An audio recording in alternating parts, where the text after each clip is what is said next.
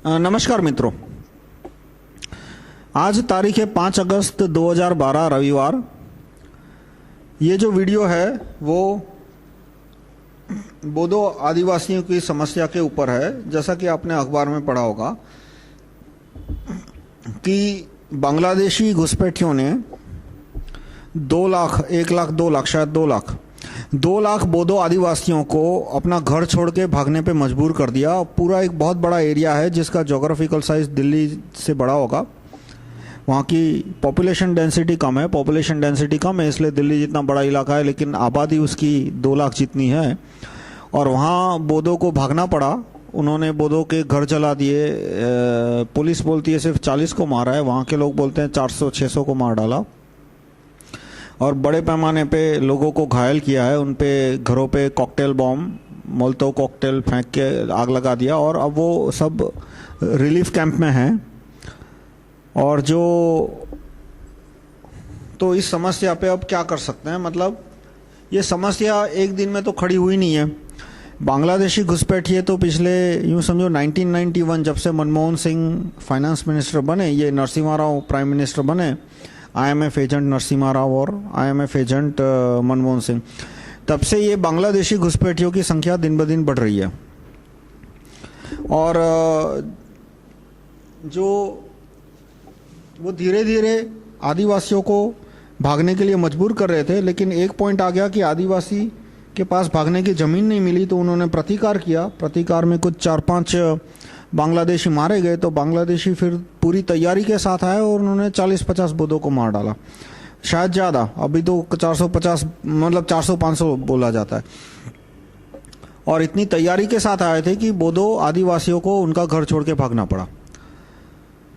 आप अखबार पढ़ोगे तो हर जगह शब्द आएगा मुस्लिम सेटलर, कहीं भी इलीगल बांग्लादेशी इन्फिल्ट्रेटर, ये शब्द नहीं आएगा।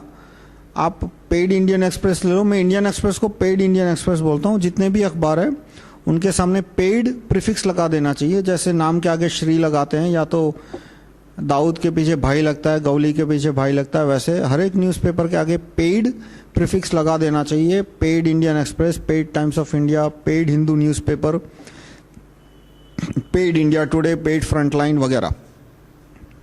तो ये जो पेड न्यूज़पेपर्स है उनको सऊदी अरेबिया से पैसा आता है उनके मालिकों को, इसलिए उन्होंने कहीं भी इलीगल बांग्लादेशी इन्फिल्ट्रेटर या गैरकानूनी बांग्लादेशी घुसपैठिए शब्द नहीं रखा।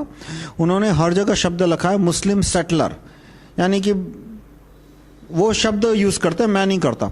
वो उनके लिए शब्द बेचारे यूज़ करते हैं कि बेचारे मुस्लिम बेघर है जो कि घर तलाश रहे थे और उनकी बोडो से मुठभेड़ हो गई।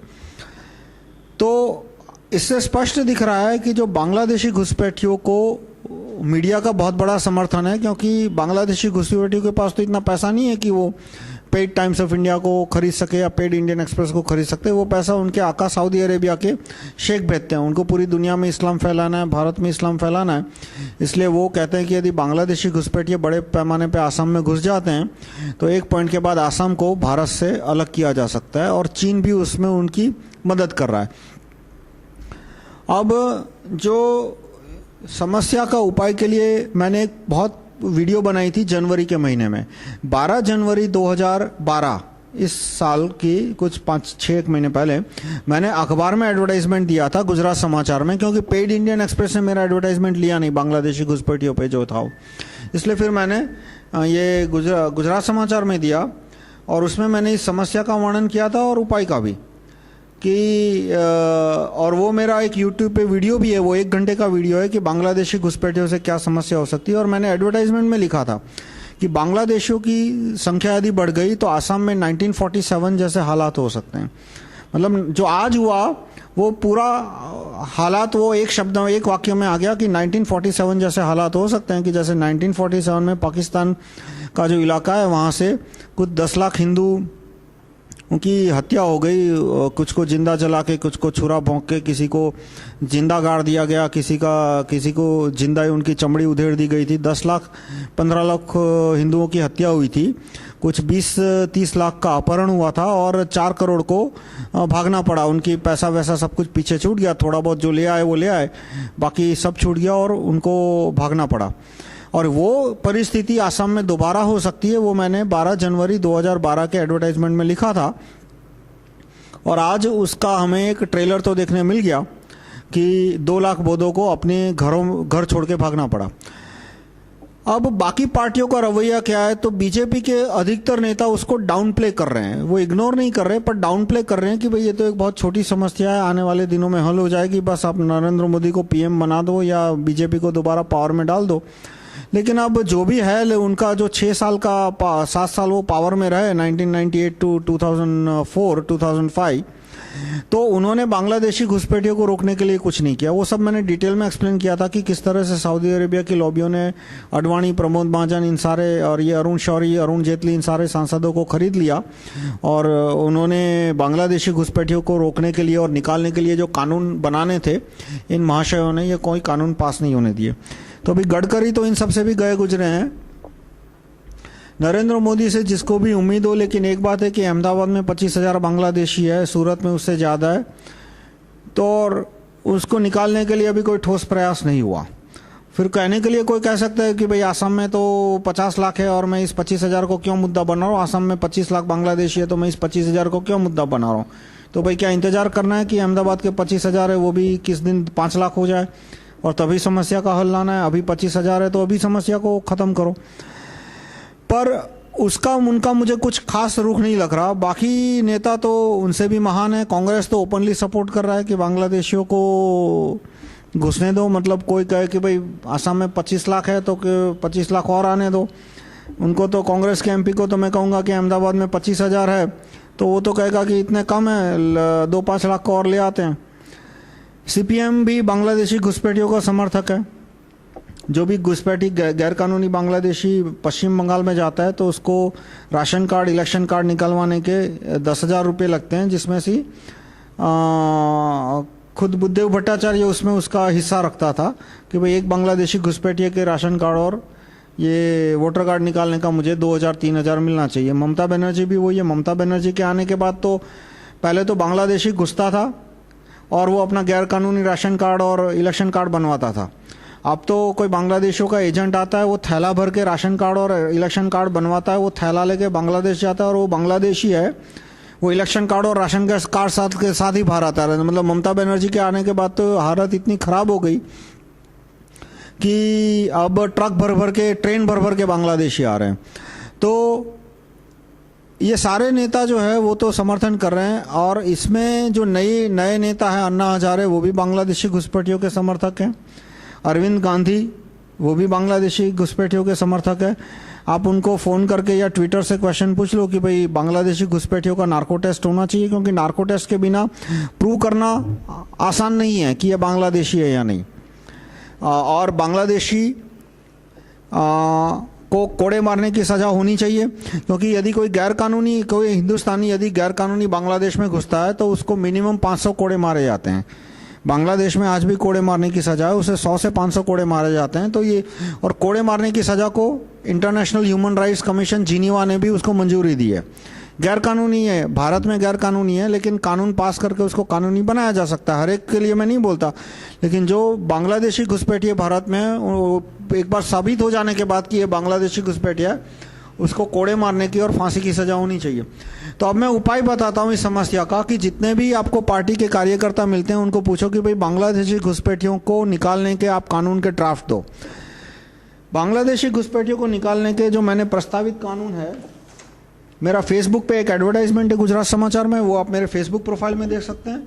और इसमें rahulmehta.com/301.pdf में चैप्टर 33 में मैंने दिया है reducing Bangladeshi inflow and expelling them, कि कैसे बांग्लादेशियों घुसपैठियों को आने से रोका जा सकता है और जो है उनको कैसे निकाला जा सकता है। वो सॉल्यूशन में बहुत ब्रीफ में बताऊंगा। एक पूरी 1 घंटे की वीडियो है जिसमें मैंने डिटेल में एक्सप्लेन किया है कि यहाँ पे जो बांग्लादेशी मिलते हैं, पहले फ़ोन कॉल, सारे सेल फोन के रिकॉर्ड पुलिस कमिश्नर मंगाए और उसमें देखे कि कौन आदमी बहुत ज़्यादा बांग्लादेश से बात करता है, उसको फ़ोन आते हैं या फ़ोन करता है।